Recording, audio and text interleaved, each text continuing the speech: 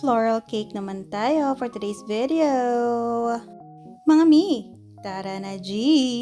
Kung naalala nyo yung black cake na pinost natin nung minsan, yung kwento ko doon is tapos na yung cake natin nung nag-message si customer at tinatanong niya kung pwede daw bang papalit yung design ng cake. Nung sinabi sa akin ni customer yon, actually nag-send siya sa akin ng design na gusto niya from black cake to floral cake. Sobrang layo mga mi. And sayang din naman kasi kung uulitin pa natin yung cake. So sinabi ko kay customer nang maayos na tapos na yung cake and then sinend ko sa kanya yung picture na actually ready na siya for delivery.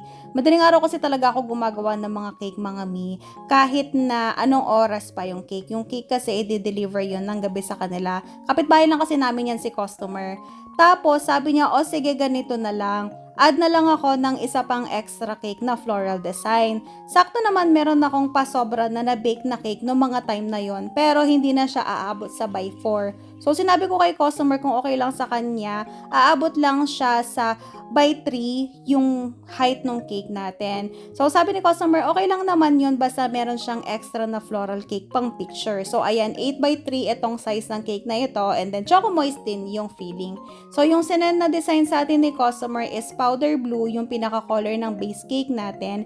And then shades of orange, yung mga flower na merong color red. Ayan. Hindi ba ako super expert sa pagpapipe ng mga roses, pero ganito ang technique na ginagawa ko mga mi. Iba-iba yan. Pwede yung papaloob siya, yung stroke natin, diretso yung piping pag natin or paslan. So, panoorin nyo na lang kung paano ko siya ginagawa mga mi.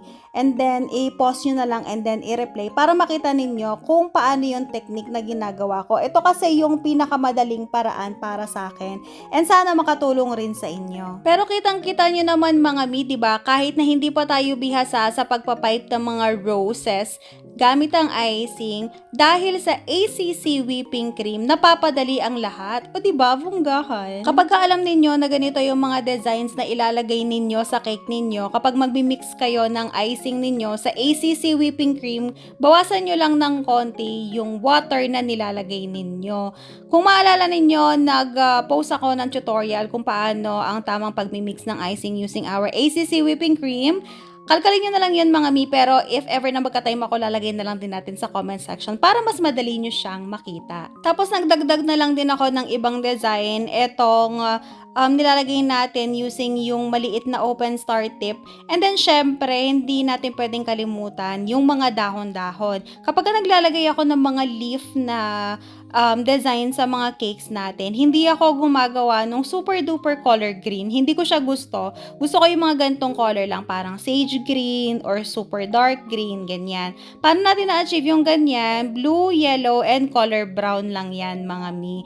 Medyo damihan lang ng konti yung yellow para ma-achieve yung yellow-green. Tapos yung magto-tone down dyan is yung color brown. And then next naman, ito naglagay din tayo ng color white. Actually, hindi ko alam kung anong tawag dito. Pero nandun din kasi siya sa inspiration. And para sa akin, ito yung nagpadagdag syala dun sa cake natin. Kasi 'di ba kung makikita ninyo, iisa lang naman yung color palette ng bulaklak natin. Orange and then parang papunta na siya sa red. So, yung paglagay nitong color white na design na ito is nagpaangat dun sa mga bulaklak natin. O, diba? Bunggahay. Kung itatanong niyo ako kung magkano yung pina-additional ko kay customer, dito sa size ng cake natin, 8x3 ito, mga mima.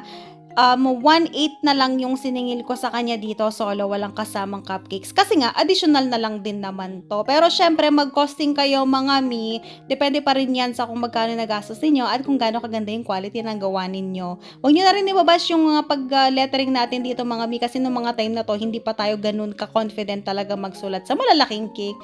Pero malinis naman siya, walang bura-bura, so carry bells na yan. At ito na ang final result!